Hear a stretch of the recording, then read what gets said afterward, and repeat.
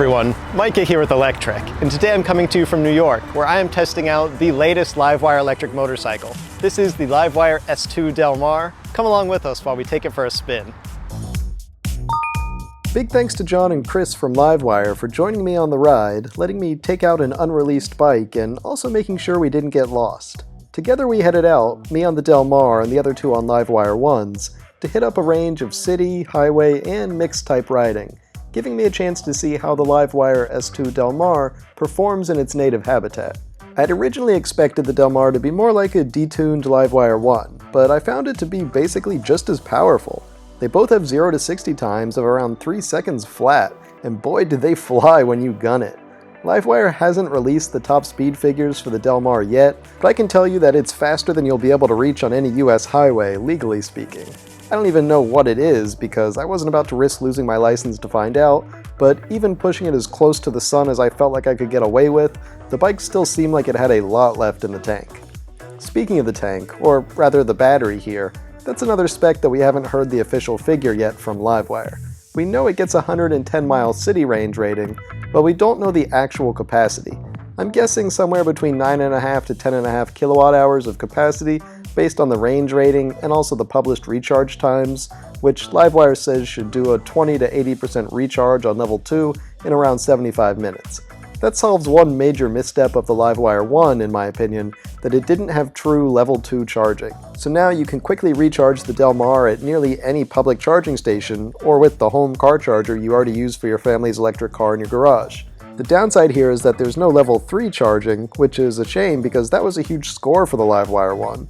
I was riding a LiveWire 1 last week in LA, and it was awesome to be able to recharge the battery to nearly full in half an hour or so, especially in such a big city with lots of fast freeways. But the lack of level 3 charging on the Del Mar is likely part of what helps bring the price down compared to that nearly $23,000 LiveWire 1 price tag. The Del Mar has just opened reservations at $16,099, which is a bit pricier than I was expecting, and is pricier than what they were expecting, frankly, since they had originally said they were aiming for $15,000. But I get that between inflation and supply chain issues, they're getting crunched pretty hard there.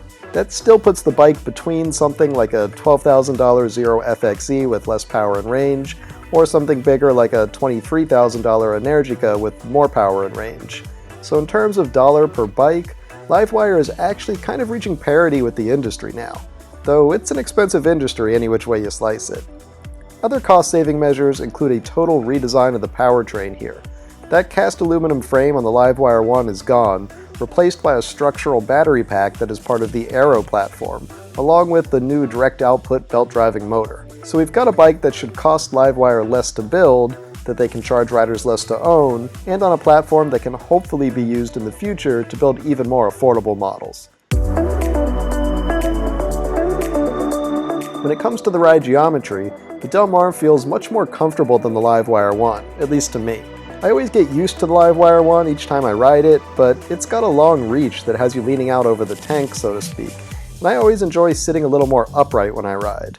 The Del Mar here gives that to me with a much more relaxed ride geometry.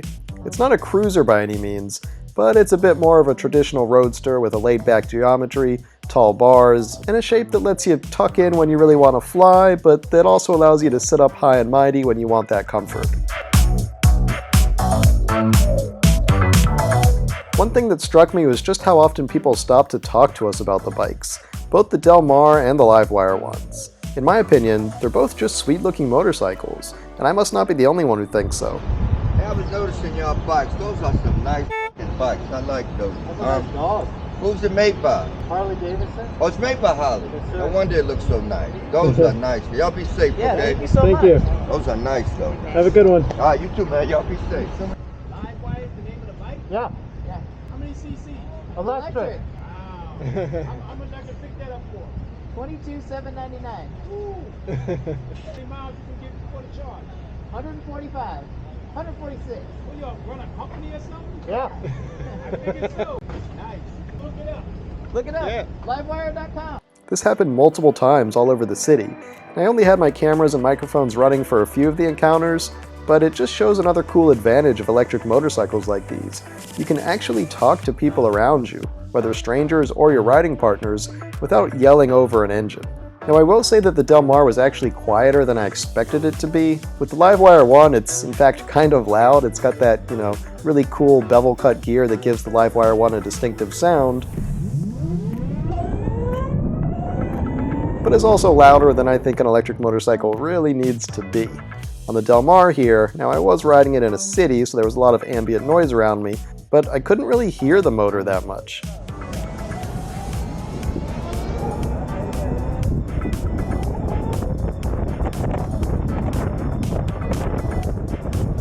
I wouldn't have minded being a little bit louder, but again, there are serious advantages to having a nice, quiet, non-rumbling, non-vibrating motorcycle beneath you. Now with only a single ride on the Del Mar so far, this of course won't be the end-all and be-all of reviews, but for a first ride experience, I came away majorly impressed, and I'm going to be comparing other bikes to this one for quite some time. LiveWire is definitely coming in hot now and ready to compete in the market. Even at $16,999, this is an incredibly tempting bike. It's not something most people could probably buy on a whim, but it's also a lot more affordable than any electric car, and in my opinion, is a lot more fun too. With plenty of range for commuter needs, enough speed and power to make a sport rider giggle, and with a comfortable ride that will have a Harley cruiser fan raising an eyebrow, I'd say LiveWire has knocked it out of the park with the Del Mar. Thanks for watching, everyone. We hope you enjoyed that first ride on the new LiveWire S2 Del Mar. If you did, why don't you give this video a thumbs up? And don't forget to subscribe so you won't miss any of our future electric vehicle videos. We'll see you here next time.